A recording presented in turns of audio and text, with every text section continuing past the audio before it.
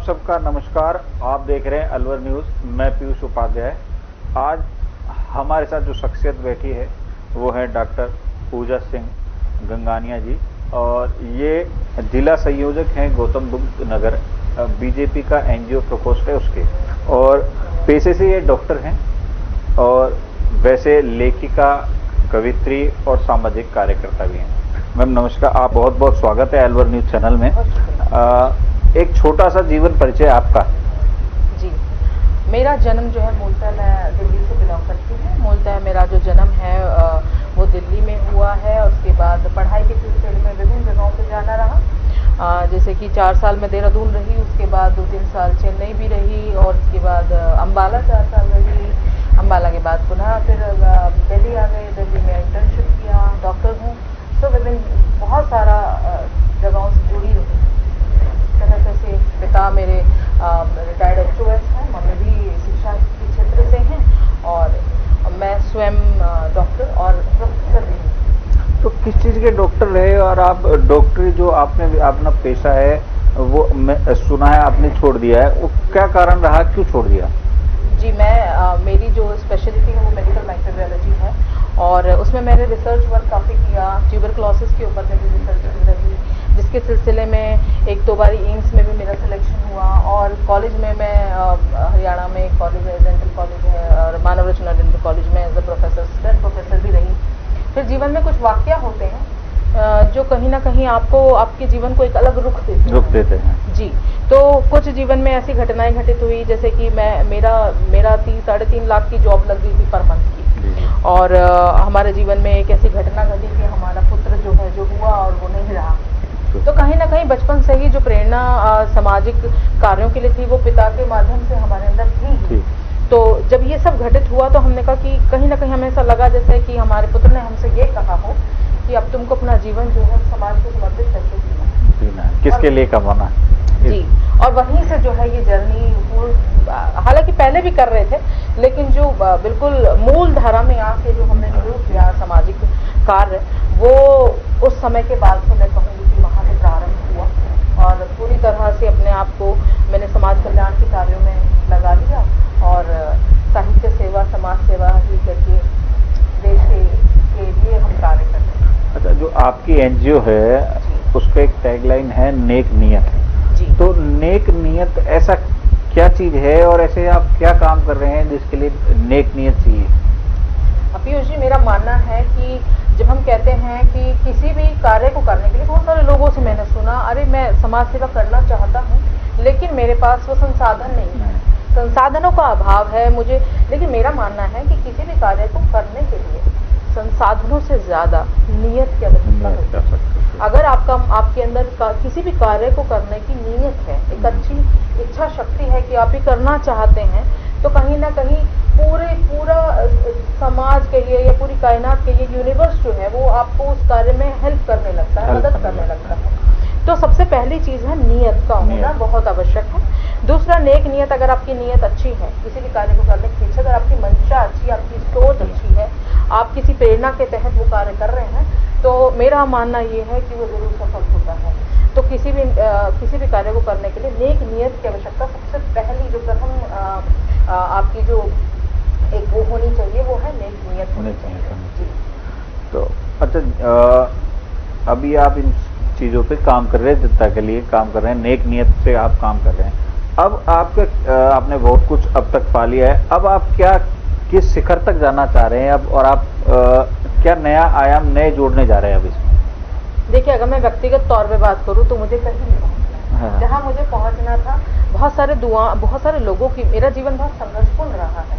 बचपन से ही कुछ बीमारियों से घिरी रही, बहुत सारी समस्याओं से घिरी रही, लेकिन कहीं ना कहीं हर बार बच के आ गई। कहीं हर बार लौट आई। तो कहीं ना कहीं मैं ये मानती हूँ कि जो अच्छे कर्म हैं वो कभी व्यर्थ नहीं जाते, और कहीं ना कहीं वो आपको मदद करते हैं। और यही कारण है कि जहाँ जहाँ मुझे ऐसा लगा कि मुझे कहीं पहुँचना नहीं है, लेकिन हाँ, मैं अब स्वयं को मैं ये बात मानती हूँ कि अगर मैं किसी लायक हूँ या हो पाऊँ, तो मैं कितना और अधिक समाज को समर्पित हो सके, काम कर सकूंगी, कितने बड़े स्तर पर काम कर सकूंगी, वो महत्वपूर्ण है। तो आयाम देखिए, अगर जब हम पेपर देने जाते हैं तो कहीं ना कहीं मेरी हमेशा बच्चों से भी ये आग्रह रहता है कि कभी आप ये बात मान के मत चलिए कि मैं पास हो जाऊं तो मेरा काम बन जाए। मेरा मानना है कि अगर आप 80% सोच के जाएंगे कि मुझे 80% नंबर लाने हैं तो आप 60 पे अटकेंगे। अगर आप 100 सोच के जाएंगे तो 80 पे अटकेंगे। लेकिन अगर आप ये सोच के जाएंगे कि 120% मुझे अपना रिजल्ट देना है तो कहीं ना कहीं आप 100 के आसपास कहीं ना आ जाएंगे। तो हमेशा जीवन में जो आपके मूल्य हैं, जो आपके आदर्श हैं, जो आपकी सोच है, जो गोल है, वो हाई होना चाहिए। क्योंकि अगर आप जब तक बड़ा सोचेंगे नहीं तो बड़ा पाएंगे क्या। तो आपने क्या सोच रखा है बड़ा, कहाँ पहुंचना, क्या सोच रखा है? देखिए, मैंने कुछ बड़ा इतना सोचा है कि अभी मैं एक जिले के स्तर पे हूँ और जिले के लोगों में बहुत सारी झुग्गी बस्तियां मैंने गोद ली हुई हैं, उनका प्यार मुझे मिल रहा है।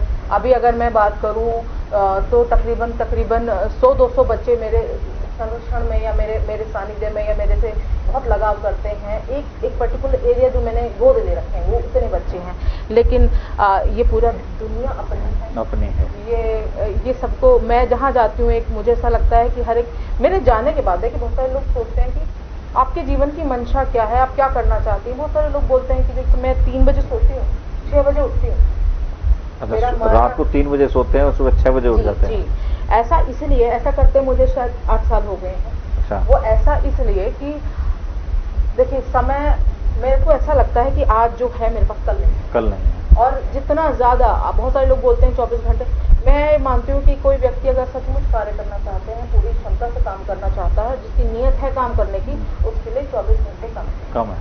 तो वो जो 24 घंटे हैं वो 3 बजे जो सोना है और 6 बजे उठना। बहुत सारे लोग मुझे बोला कि क्यों पूजा जी इतना जुनूनियत किस लिए, किस काम के लिए, क्या पाना चाहती हैं? मैंने 1 रुपया नहीं कमाया कभी, मैं सामाजिक कार्यों से 1 रुपया नहीं कमाती हूँ, मुझे कोई मतलब नहीं है, नेक नियत से चलती हूँ। आटे में नमक जितना भी मुझे गलत बर्दाश्त नहीं है। कुछ जीवन के मूल्य हैं, आदर्श हैं जिन पे चलना मैं अपना कर्तव्य समझती हूँ, मैं अपना धर्म समझती हूँ। तो मेरा मुद्दा सिर्फ इतना है कि मैं जब इस दुनिया से जाऊं, विदा लूं, तो अपनी एक छाप छोड़ दें कि तो आपने कहा कहाँ पहुंचना है, लोग याद करें कि डॉक्टर पूजा सिंह को कोई शख्सियत थी जी। तो मैं जिन को अपने जीवन में छू पाऊं, जितने व्यक्तित्व को अपने जीवन में छू पाऊं, जितने दिलों को छू पाऊं, जितने अच्छे नेक कार्य कर जाऊं, तो कहीं ना कहीं मेरे बच्चे या जिन बच्चों के साथ में जुड़ी हूँ उन्हें प्रेरणा मिले और मैं मरणोपरांत भी किसी के काम आ सकूं। ये मेरी मन।